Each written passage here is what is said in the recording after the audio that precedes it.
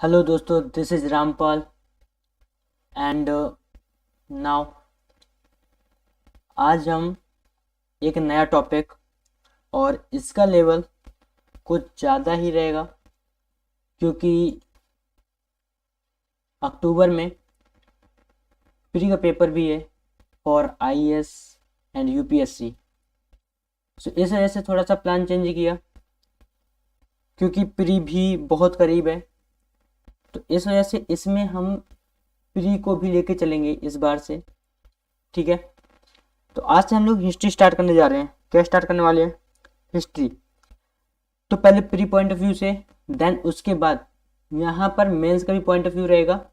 आने वाली क्लासेस पर मेंस का पॉइंट ऑफ व्यू भी रहेगा, ध्यान दें।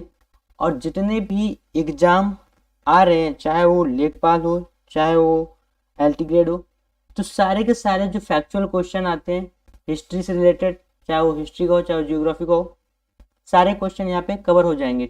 ठीक है, तो कोशिश करेंगे कि सारे क्वेश्चन यहाँ पे कवर हो जाएं आप लोगों के। तो स्टार्ट करते हैं आज की क्लास। तो आज हम लोग क्या पढ़ने वाले हैं? पहले हम लोग आज पढ़ने वाले हैं भारत के ऐतिहासिक स्थल, यानी कि जो हमारे हिस्टोरिकल प्लेस ऑफ इंडिया हैं। ये कब भारत के हैं? ये भारत के बंटवारे के पहले के हैं। ध्यान दें कि जब 1947 में भारत का बंटवारा हुआ, उससे पहले के ये सारे हिस्टोरिक प्लेसेस हैं। ठीक है, तो देखते हैं कौन कौन से प्लेसेस हैं। मोस्टली हमेशा ये कोशिश रहेगी कि वन टाइम में 10 कवर हो जाए। कितने कवर हो जाए? 10। ठीक, तो पहला प्लेस है मोहनजोदाड़ो। पहला प्लेस है मोहनजोदाड़ो। तो मोहनजोदाड़ो का शाब्दिक अर्थ है मृतकों का टीला। क्या है भाई? मृतकों का टीला। देख सकते हो यहाँ पे जो ये पिक्चर लगी हुई है कि पहले की एक नगरी सभ्यता आज टीले में तब्दील हो गई है। आज यहाँ कुछ नहीं है, देख रहे हो। और आज ये कहाँ है? पाकिस्तान में पड़ता है। ठीक, इसे नखालिस्तान या सिंध का बाग भी कहते हैं। मोहनजोदड़ो सिंध प्रांत के लरकाना जिले में सिंधु नदी के तट पर स्थित है। लोकेशन ध्यान देना, कौन सा डिस्ट्रिक्ट है क्वेश्चन पूछ सकता है। तो लरकाना डिस्ट्रिक्ट है। कहाँ पर है? पाकिस्तान में है। ठीक है, तो इसकी सर्वप्रथम खोज राखल दास बनर्जी ने 1922 में की थी।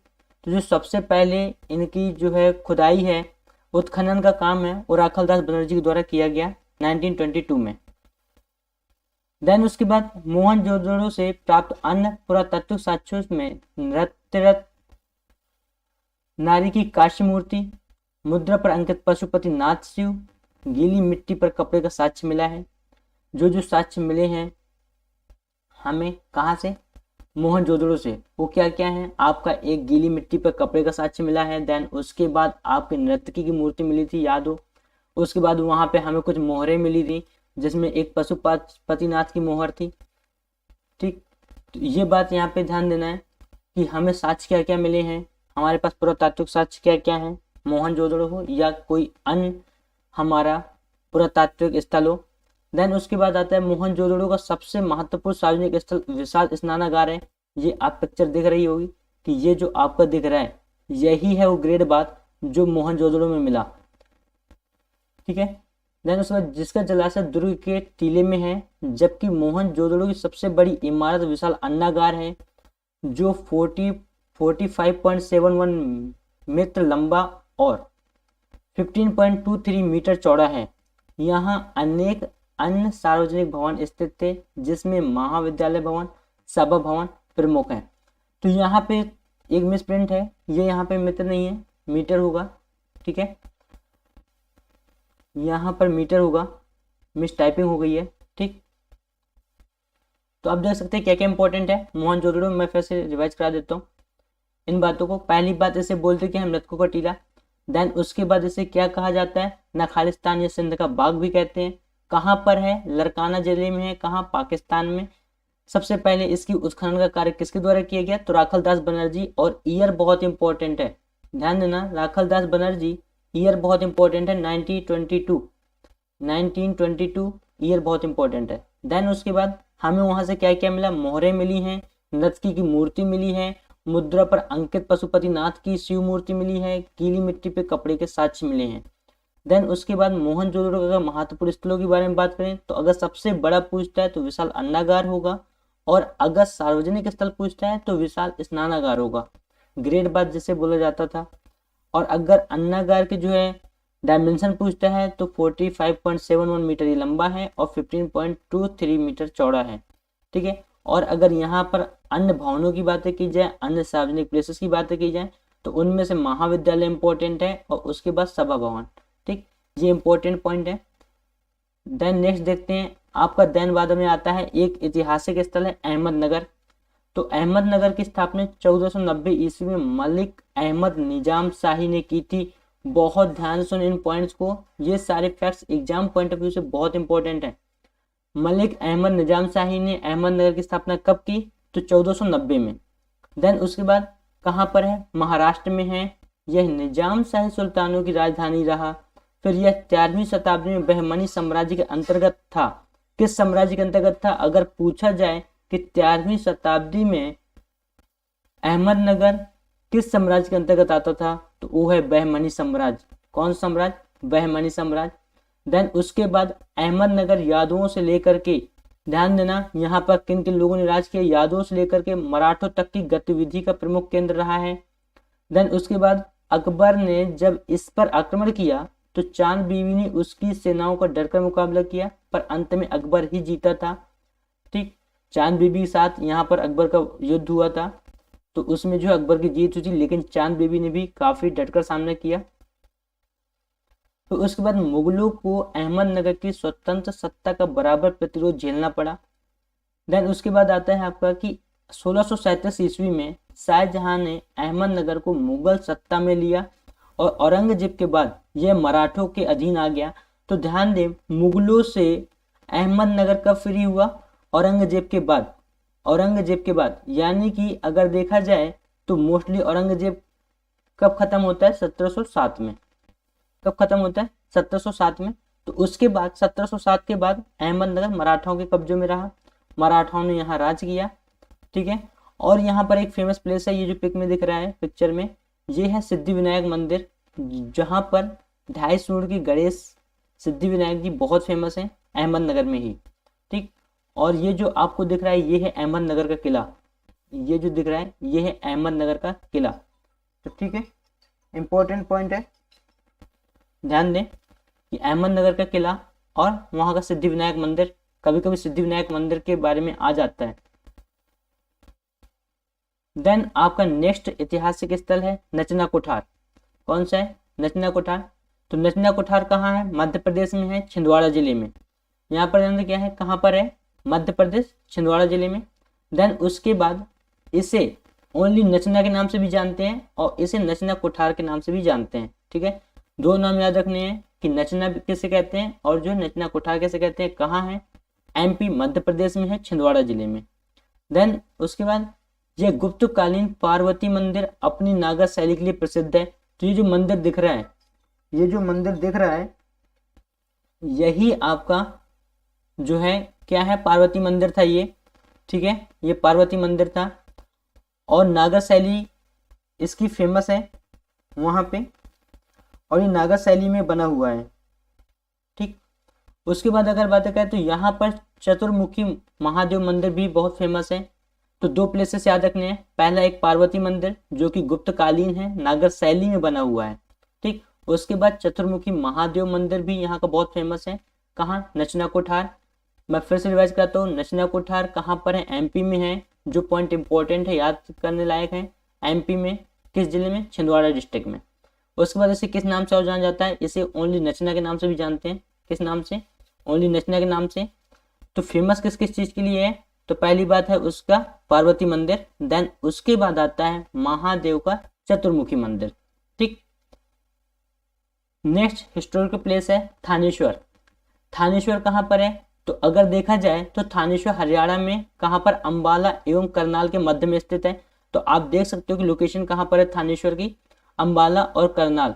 तो आप ये देखेंगे कि ये रहा आपका थानेश्वर, ठीक है।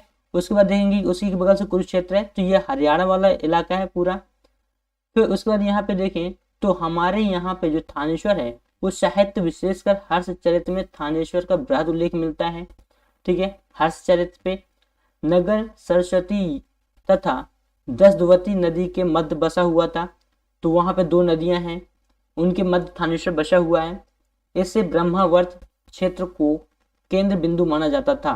तो ध्यान दें यहाँ पे कि किसका केंद्र बिंदु है थानेश्वर, ब्रह्मावर्त क्षेत्र का केंद्र बिंदु रहा है थानेश्वर। आर्यों ने सबसे पहले यही निवास किया था। तो अगर यहाँ क्वेश्चन आता है कि भारत के अंदर आर्यों ने सबसे पहले अपना निवास स्थान किस जगह को बनाया, तो वो था थानेश्वर। कहाँ पर है, अंबाला एवं करनाल में। अंबाला करनाल कहाँ है, हरियाणा में। किसके पास है, कुरुक्षेत्र के पास है। ठीक है, नेक्स्ट। उसके बाद 6ठी शताब्दी के उत्तरार्ध में थानेश्वर पुष्पभूति वंश के शासकों की राजधानी बना था। तो 6ठी शताब्दी में किसकी राजधानी बन गया थानेश्वर, पुष्पभूति वंश के। फिर पुष्पभूति शासक प्रभाकर वर्धन ने थानेश्वर को मालवा, उत्तर पश्चिमी पंजाब एवं राजपुताना का केंद्रीय नगर बनाया।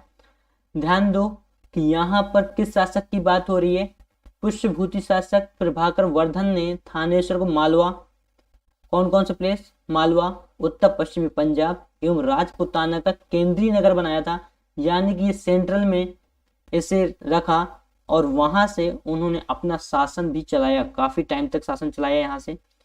उसके बाद 1014 ईस्वी में थानेश्वर पर महमूद गजनवी ने आक्रमण कर दिया। ठीक, महमूद गजनवी ने आक्रमण किया तो क्या किया उसने, चक्र स्वामी मंदिर को नष्ट किया। थानेश्वर का जो फेमस मंदिर है, आज का हिस्टोरिकल प्लेस भी है, चक्र स्वामी मंदिर, उसे किसने तोड़ा था, उसे तोड़ा था महमूद गजनवी ने। कब, 1014 ईस्वी में जब उसने आक्रमण किया। देन उसके बाद तृतीय मराठा युद्ध के पश्चात यह ब्रिटिश साम्राज्य के अंतर्गत आ गया। तो थर्ड मराठा वॉर, उसके बाद यह ब्रिटिश साम्राज्य के अंदर रहा।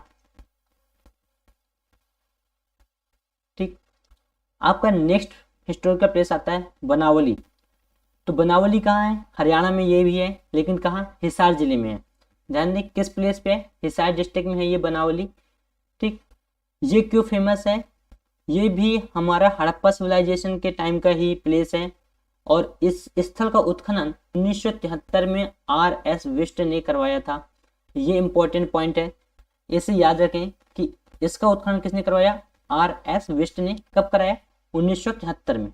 कब कराया भाई, 1973 में कराया था RS विष्ट ने। किसका उत्खनन, जो है आपका बनावली का उत्खनन। देन उसके बाद यह प्राक हड़प्पा एवं हड़प्पा दोनों संस्कृति को साक्ष्य मिले हैं। यहाँ पे प्राक हड़प्पा भी मिले हैं और उसके बाद हड़प्पा सिविलाइजेशन यानी कि प्री और पोस्ट दोनों साक्ष्य मिले हैं कि उस टाइम पर जो है वहाँ पे संस्कृति कैसी रही, कल्चर के बारे में यहाँ पे बहुत कुछ मिला है। उसके बाद अगर देखा जाए तो उत्खनन के दौरान यहाँ से क्या क्या मिला, तो हल्की आकृति का खिलौना मिला है। उसके बाद तिल मिले हैं। देन और क्या मिला है, सरसों एवं जौ के ढेर मिले हैं तथा मन के माता देवी की मूर्तियां, तांबे के बड़ाग्र आदि भी प्राप्त हुए हैं बनावली से। बनावली है कहाँ, हरियाणा के हिसार में है। इसका उत्खनन किसने कराया, RS विष्ट ने कराया। कब कराया, 1973 में कराया। क्यों इंपॉर्टेंट है, इंपॉर्टेंट इसलिए है कि ये हड़प्पा सिविलाइजेशन का प्लेस रहा है। देन उसके बाद क्या क्या साक्ष्य मिले, तो हल्की आकृति का खिलौना मिला, तिल मिले, सरसों एवं जौ के ढेर मिले, मनके मिले, माता देवी की मूर्तियां मिली। देन उसके बाद तांबे के बड़ाग्र भी मिले। आपका नेक्स्ट प्लेस है चेंदी। क्या है, चेंदी। ये कहाँ का प्लेस है, ये महाजनपद काल का प्लेस है। ध्यान दें कि जो हमारे 16 महाजनपद थे, कितने महाजनपद थे हमारे, 16 महाजनपद, उनमें से एक है चेंदी। ठीक, 16 महाजनपदों में से एक है चेंदी महाजनपद रहा है। उसके बाद क्या है, ये आप देख सकते हो कि आज चेंदी कैसा दिखता है। यह एक आप इसे आर्कियोलॉजिकल मान सकते हो कि आर्कियोलॉजिकल एविडेंस है। तो चेंदी कहाँ पर है, तो महाजनपद यमुना नदी के किनारे स्थित था, बुंदेलखंड मध्य प्रदेश। ठीक है, कहाँ कहाँ पर है, इसकी लोकेशन आप देखेंगे क्योंकि अब जो है जब से परिसीमन आयोग आया और उसके बाद से सीमाओं का विभाजन चालू हुआ तो थोड़ा सा देखने को मिलता है कि MP का ही पोर्शन बुंदेलखंड है। ठीक है, उसके बाद इसकी सीमा कुरु महाजनपद के साथ जुड़ी हुई थी। इसकी राजधानी सोतिचीवती या शक्तिमती या सुक्तिमती थी। अगर तीनों में से कहीं भी कोई भी नाम आता है चेंदी की राजधानी के बारे में तो कंफ्यूज नहीं होना है और मैं एक महाजनपद का अलग से क्लास लूंगा, उसमें मैं 16 महाजनपद, उनकी राजधानियां, उनकी लोकेशन, उनकी विशेषताएं, सारी बातें बताऊंगा। ठीक, जातक कथाओं एवं महाभारत में इस राज्य का उल्लेख किया गया है। यहाँ का सबसे प्रसिद्ध राजा शिशुपाल था, जिसकी चर्चा महाभारत में भी मिलती है। तो कितने पॉइंट इंपॉर्टेंट है? 4 से 5 पॉइंट है जो याद रखने लायक है चेंदी के बारे में, कि जो है कहाँ पर है, यमुना नदी किनारे है, किसका हिस्सा रहा, महाजनपदों का हिस्सा रहा, कहाँ पर है लोकेशन, बुंदेलखंड मध्य प्रदेश में है। ठीक है, किससे सीमा मिलती है, कुरु महाजनपद से मिलती है। राजधानी क्या रही, सोतथीवती रही, शक्तिमती या सुक्तिमती। इसका उल्लेख कहाँ मिलता है? जातक कथाओं में, महाभारत में इस राज्य का उल्लेख मिलता है। सबसे फेमस राजा कौन रहा? शिशुपाल रहा। और इसका उल्लेख कहाँ मिलता है? इसका उल्लेख भी महाभारत में मिलता है। देन उसके बाद आपका नेक्स्ट ऐतिहासिक प्लेस आता है चंपानेर। क्या आता है? चंपानेर। तो चंपानेर कहाँ है? गुजरात में है, बड़ौदा के निकट स्थित है।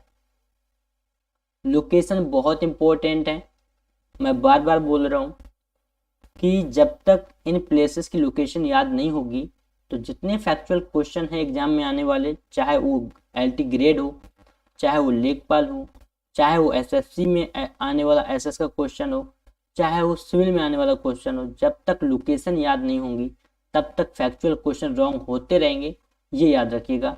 इस वजह से बोल रहा हूँ, प्रेशर दे रहा हूँ बातों पे कि जो है लोकेशन बहुत इंपॉर्टेंट है हर एक ऐतिहासिक स्थल की। अभी इस स्लाइड में जितने हो जाएंगे इस क्लास में कराए दिए जा रहे हैं। उसके बाद और भी ऐतिहासिक स्थलों के बारे में क्लासेस आएंगी, कि जो सीरीजें हैं सीरीजें चलती रहेंगी, तो इसमें टेंशन नहीं लेना है। ठीक, तो चंपानेर कहाँ है? गुजरात है लोकेशन इसकी, और कहाँ? बड़ौदा के निकट है। तो गुजरात के शासक महमूद बेगड़ा ने 1484 ईस्वी में चंपानेर पर अधिकार कर उसे मुहम्मदाबाद नाम दिया था। तो ध्यान दें, किसने इसका नाम बदला? अगर चंपानेर के बारे में पूछता है, चंपानेर का नाम मुहम्मदाबाद किसने किया था, तो वो है महमूद बेगड़ा। कौन है? महमूद बेगड़ा। कब इसने अधिकार किया? यहाँ पे 1484 में। ठीक है, उसके बाद 1535 ईस्वी में हुमायूं ने गुजरात के शासक बहादुर शाह को पराजित कर चंपानेर दुर्ग पर अधिकार प्राप्त कर लिया था। तो हुमायूं ने कब यहाँ पे अधिकार किया? 1535 में। कब किया? 1535 में। किसे हरा करके? वहां के शासक बहादुर शाह को हरा करके हुमायूं ने यहाँ पे अधिकार किया था। ठीक, उसके बाद चंपानेर गुजरात में खंभात की खाड़ी में पहुंचने वाले मार्ग पर स्थित है। तो लोकेशन एग्जैक्ट कहाँ पर है? खंभात की खाड़ी का जो मार्ग है वहां पर स्थित है। यहाँ स्थित पावागढ़ पुरातत्व पार्क के स्मारकों को वर्ष 2004 में यूनेस्को द्वारा विश्व विरासत स्थलों की सूची में सम्मिलित किया गया है। तो यूनेस्को ने भी इसे जगह दी है, 2004 में इसे अपनी सूची में सम्मिलित किया। तो पावागढ़ पुरातत्व पार्क को, तो ये जो आपको दिख रहा है ये पावागढ़ पुरातत्व पार्क ही है, उसका बाहरी फ्रंट है। ठीक है, देन आपका नेक्स्ट आता है गजनी। क्या आता है? गजनी एक ऐतिहासिक प्लेस रहा। तो गजनी कहाँ पर है? तो देखा जाए तो अफगानिस्तान में है। कहाँ? अफगानिस्तान में स्थित एक पहाड़ी नगर है जो याकूब इब्न लेस नामक एक अरबी व्यक्ति द्वारा स्थापित किया गया था। तो अगर क्वेश्चन ये आता है कि गजनी किसके द्वारा स्थापित किया गया, तो याकूब इब्न लेस।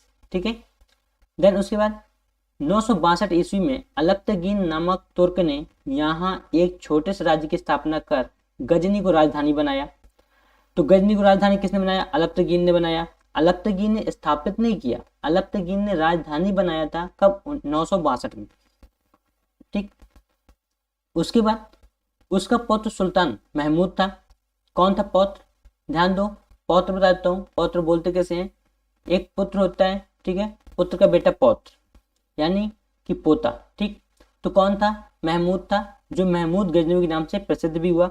ये वही महमूद गजनवी है जिसने हमारे भारत में आक्रमण किया, जिसने सोमनाथ मंदिर पर आक्रमण किया। ठीक, तो महमूद गजनवी ने 1000 ईस्वी से 1027 ईस्वी तक भारत पर 17 बार आक्रमण किया।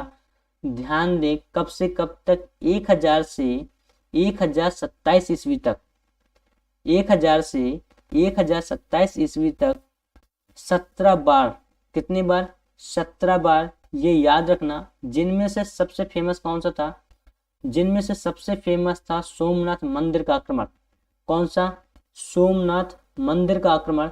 सबसे फेमस आक्रमण थे सोमनाथ मंदिर पर जो महमूद गजनवी ने आक्रमण किए, वो हमारे हिस्ट्री के सबसे फेमस आक्रमण में से रहे।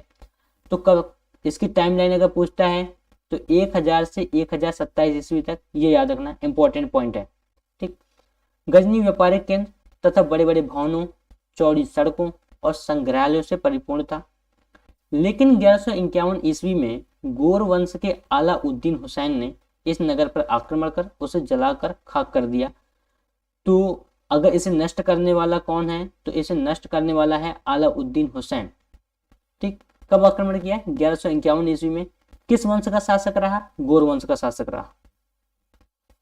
इसके लिए उसे जहान सोच की उपाधि दी गई। जहान सोच की उपाधि किसके लिए है? आलाउद्दीन हुसैन के लिए। ठीक। बाद में मोहम्मद गौरी ने इसे फिर से बनाया। 1739 ईस्वी में नादिर शाह ने गजनी पर अधिकार कर लिया था। तो नादिर शाह गजनी कब आया? 1739 में। कब आया भाई? 1739 में। क्लियर है? आई होप क्लियर होगा कि नादिर शाह कब आया? 1739 में। ठीक। आपका नेक्स्ट आता है ऐतिहासिक स्थल है देवगिरी। क्या है? देवगिरी। तो देवगिरी कहाँ है? दक्षिण भारत में है। किस वंशी शासक ने यहाँ पे राज किया? तो यादव वंशियों ने यहाँ पर राज किया। ठीक है। यादव वंशियों में कौन?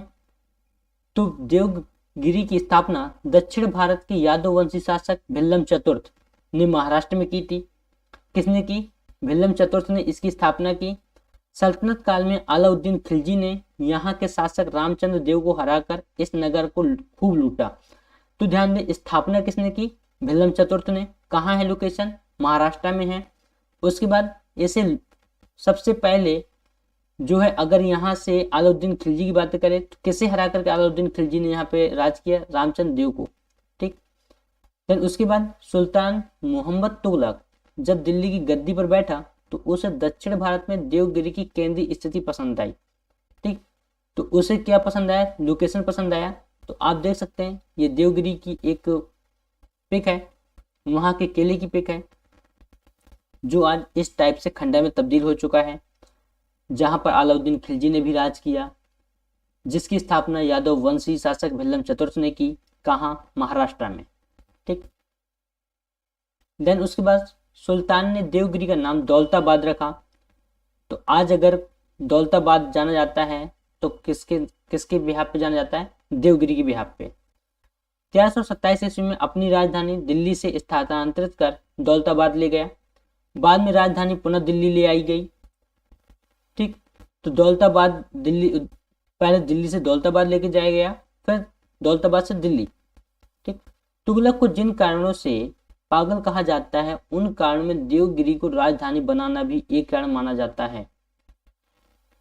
3 मार्च 1707 ईस्वी में अहमदनगर में औरंगजेब की मृत्यु होने पर उसके शव को दौलताबाद में ही दफनाया गया। तो अगर औरंगजेब का मकबरा या जो है औरंगजेब की कब्र के बारे में क्वेश्चन आता है तो उसकी कब्र कहाँ है? दौलताबाद में है। कब मरा? 3 मार्च 1707 ईस्वी में। ठीक। देन उसके बाद हमारा आता है एक बहुत इंपॉर्टेंट प्लेस है रामेश्वरम। ये हिंदू धर्म में, हिंदू रिलीजन में चारों जो धाम है उनमें से एक है। ठीक। तो रामेश्वरम हिंदुओं का एक पवित्र तीर्थ स्थल है। कहाँ है? तमिलनाडु के रामनाथपुरम में है। ठीक। रामनाथ जिला है, डिस्ट्रिक्ट है, वहां पर है। यह तीर्थ हिंदुओं के 4 धामों में से एक है। इसके अलावा यहाँ स्थापित शिवलिंग यानी 12 द्वादश ज्योतिर्लिंगों में से एक माना जाता है। रामेश्वरम चेन्नई से लगभग 425 मील दक्षिण पूर्व में है। लोकेशन याद रखें, कहाँ पर है? चेन्नई से दूर है, लेकिन कहाँ पर है? चेन्नई से 425 मील दूर। ठीक है, 425 मील दूर, लगभग में है ये डेटा, 425 मील दूर। ठीक। तो क्या क्या इंपॉर्टेंट है? चारों धाम में एक इंपॉर्टेंट है, हिंदू रिलीजन को लेकर के इंपॉर्टेंट है। कहाँ है? तमिलनाडु में स्थित है। कहाँ है? तमिलनाडु में स्थित है। ठीक। देन उसके बाद यह हिंद महासागर और बंगाल की खाड़ी के चारों ओर से घिरा हुआ समुद्र शंख आकार का एक द्वीप है। तो किससे किससे घिरा है, इसकी लोकेशन, इसका जियोग्राफिकल फीचर देखें तो इंडियन ओशन एंड बंगाल की खाड़ी, बे ऑफ बंगाल। यहाँ भगवान राम ने लंका पर चढ़ाई करने से पूर्व पत्थरों के एक सेतु का निर्माण करवाया था, जिस पर चलकर वानर सेना लंका पहुंची थी। क्या बोलते, पवन सेतु जो है, जो रामचंद्र जी ने रामायण कालीन टाइम पे किया था, उसका निर्माण। फिर यहाँ मंदिर का गलियारा विश्व के मंदिरों का सबसे लंबा गलियारा है, तो यहाँ के मंदिर का गलियारा जो है विश्व में शुमार है। ठीक, देन आपके ये थे आज के इम्पोर्टेंट ऐतिहासिक स्थल, जिनमें से एक बार 2 मिनट के अंदर मैं रिवाइज करा देता हूँ क्या क्या हम लोगों ने पढ़ा। हम लोगों ने ऐतिहासिक स्थलों में सबसे पहले जो प्लेस पढ़ा वो हमने पढ़ा मोहनजोदड़ो। क्या पढ़ा, मोहनजोदड़ो। तो मोहनजोदड़ो में क्या क्या याद रखना है, उसका नेम रत्को का टीला, न खालिस्तान या सिंध का बाग भी कहते हैं। कहाँ है, लरकाना जिले में है, पाकिस्तान में सिंधु नदी के तट पर स्थित है। सबसे पहले उत्खनन किसने किया, राखलदास बनर्जी ने 1922 में किया। ठीक, उसके बाद क्या क्या साक्ष्य मिले, तो नर्तकी की मूर्ति मिली, कांस्य मूर्ति, मुद्रा पर अंकित पशुपतिनाथ की शिव मूर्ति मिली, गीली मिट्टी के कपड़े के साक्ष्य मिले। वहां से क्या क्या फेमस है, इंपॉर्टेंट क्या क्या है, तो विशाल स्नानागार, ग्रेट बाथ। देन उसके बाद विशाल अन्नागार के भंडार मिले। और कौन कौन से स्तर हैं, तो महाविद्यालय भवन है, सभा भवन है। ठीक, उसके बाद हम लोगों ने अहमदनगर को जाना। तो अहमदनगर की स्थापना किसने की, 1490 में मलिक अहमद निजाम शाही ने की। कहाँ है, महाराष्ट्र में है। किस साम्राज्य के अंतर्गत आया, 13वीं शताब्दी बहमानी साम्राज्य के अंतर्गत आया। तो यहाँ पर किन किन राजाओं ने राज किया, तो यादवों से लेकर मराठाओं तक की गतिविधि का प्रमुख केंद्र रहा है ये। अकबर ने किसके टाइम पे वहां पे आक्रमण किया, चांद बीबी के टाइम पे। चांद बीबी ने इसका मुकाबला भी किया, लेकिन अंत में अकबर की ही जीत होती है। उसके बाद अहमदनगर में मुगल कभी इंडिपेंडेंस जो है सत्ता नहीं चला सके, यहाँ पर उन्हें प्रतिरोध झेलना ही पड़ा। उसके बाद 1637 में शाहजहां ने अहमदनगर को मुगल सत्ता में मिला लिया। औरंगजेब के बाद ये मराठाओं के अधीन आ गया।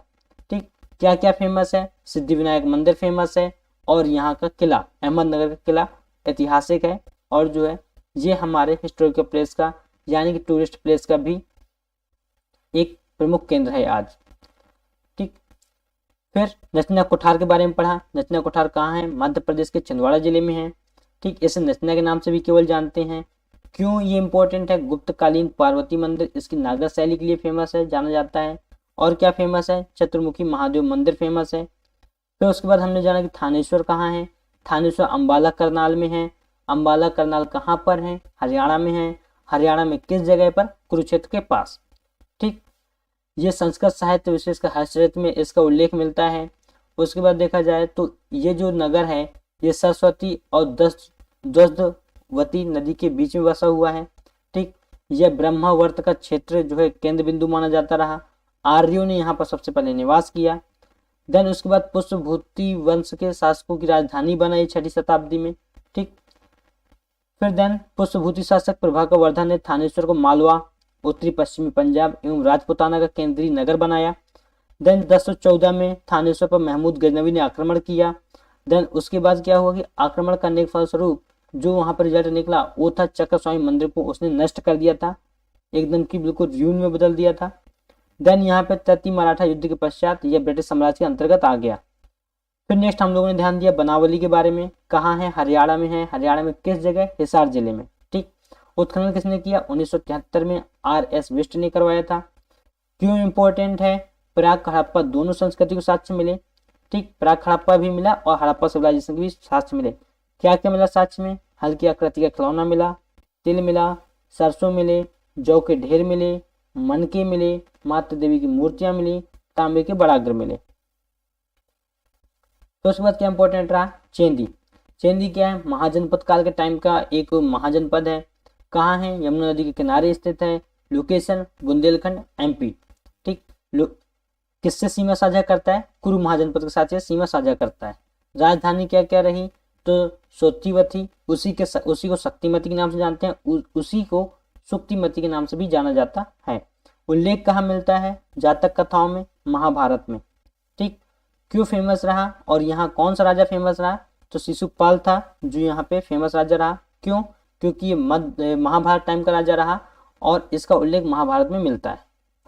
फिर हमने ध्यान दिया चंपानेर के बारे में, कहाँ है? गुजरात में है। किसके निकट है? बड़ौदा के निकट है। तो गुजरात का शासक महमूद बेगड़ा ने 1484 में चंपानेर पर अधिकार कर उसे मोहम्मदाबाद नाम दिया था। ठीक है। 1535 में हुमायूं ने गुजरात के शासक बहादुर शाह को पराजित कर चंपानेर दुर्ग पर अधिकार प्राप्त कर लिया था। देन उसके बाद चंपानेर जो है, जो एग्जैक्ट लोकेशन है वो खंभात की खाड़ी में पहुंचने वाला जो मार्ग है वहां पर है। यूनेस्को में चंपानेर का कौन सा प्लेस शामिल है? तो 2004 में पावागढ़ पुरातत्व पार्क शामिल किया गया विरासत सूची में। देन उसके बाद हम लोगों ने देखा गजनी के बारे में। गजनी कहाँ है? अफगानिस्तान में स्थित है। कैसा इलाका है? पहाड़ी नगर है। ठीक। किसने स्टेबल किया इसे? याकूब इब्न लेस ने। लेकिन जो है गजनी को राजधानी किसने बनाया? अलप्तगीन ने बनाया। कब बनाया? 962 में। ठीक। उसके बाद यहाँ पर कौन शासक रहा? महमूद था। कौन था ये महमूद? पौत्र था किसका? अलप्तगीन का। ठीक। और यही महमूद गजनवी के नाम से जाना गया। महमूद गजनवी भारत के लिए क्यों इंपॉर्टेंट रहा हमारी हिस्ट्री में? तो इसने 1000 से लेकर 1027 तक के बीच में 17 बार आक्रमण किया, जिसमें फेमस आक्रमण कौन सा रहा? सोमनाथ मंदिर का। ठीक। और ये बड़े बड़े भवनों, चौड़ी सड़कों और संग्रहालयों से परिपूर्ण था गजनी। ठीक। उसके बाद 1151 ईस्वी में गौर वंश के अलाउद्दीन हुसैन ने इस नगर पर आक्रमण कर दिया और इसे जलाकर खाक कर दिया। ठीक। जिसकी वजह से अलाउद्दीन हुसैन को जहां सोच की उपाधि दी गई। फिर उसके बाद 1739 में नादिर शाह ने गजनी पर अधिकार कर लिया था। फिर हमने देखा देवगिरी के बारे में। देवगिरी कहाँ है? दक्षिण भारत में है। किन शासकों ने इसे स्टेबल किया? तो यादव वंशी शासक भिल्लम चतुर्थ ने इसे स्टेबल किया। लोकेशन महाराष्ट्र। ठीक। सल्तनत काल में अलाउद्दीन खिलजी ने यहाँ के शासक रामचंद्र देव को हराकर इस नगर को खूब लूटा। तो उसके बाद सुल्तान महमूद तुगलक जब दिल्ली की गद्दी पर बैठा तो उसे दक्षिण भारत में देवगिरी की केंद्रीय स्थिति पसंद आई। तो उसने क्या किया? देवगिरी का नाम बदल के दौलताबाद कर दिया। 1127 में दिल्ली से स्थानांतरित करके राजधानी दौलताबाद ले गया। फिर बाद में दिल्ली लेकर के आया। ठीक है। उसके बाद एक इंपॉर्टेंट पॉइंट क्या रहा कि जो है औरंगजेब की जो कब्र है वो भी कहाँ है? आपके दौलताबाद में ही है। ठीक है। देन उसके बाद हमने देखा रामेश्वरम। रामेश्वरम क्यों इंपॉर्टेंट है? हिंदू धर्म के लिए इंपॉर्टेंट है, हिंदुओं के लिए। क्यों? चारों धामों में से एक है, फेमस प्लेस है। ठीक। उसके बाद क्या है कि जो है यहाँ का जो शिवलिंग है 12 ज्योतिर्लिंगों में से एक माना जाता है। और इसकी लोकेशन कहाँ पर है? तो चेन्नई से लगभग 450 मील दक्षिण में स्थित है। किस किस से घिरा है? हिंद महासागर, बंगाल की खाड़ी से घिरा है। और यहाँ पर ऐसा रामायण कालीन टाइम में रामचंद्र जी ने यहाँ पे लंका जाने के लिए, लंका पर चढ़ाई करने के लिए पुल का निर्माण किया था, जो कि बानरों सेना के हेल्प से की गई थी। ठीक। उसके बाद इसके जो मंदिर गलियारा है क्यों इंपॉर्टेंट है? दुनिया का सबसे बड़ा गलियारा है, सबसे लंबा गलियारा है। तो आज की क्लास में हम लोगों ने ऐतिहासिक प्लेसेस पढ़े। ये ऐतिहासिक प्लेसेस बहुत इंपॉर्टेंट है, ध्यान दें, बहुत ज़्यादा इंपॉर्टेंट है। तो थैंक यू सो मच। और यहाँ से कोई भी इसमें ऐसा पॉइंट नहीं है जो बहुत फालतू हो, बहुत सिलेक्टेड मटेरियल है। तो थैंक यू सो मच, बने रहें, क्लास कंटिन्यू रहेंगी। हिस्ट्री को सब्जेक्टिव बहुत समझेंगे। ठीक है, थैंक यू।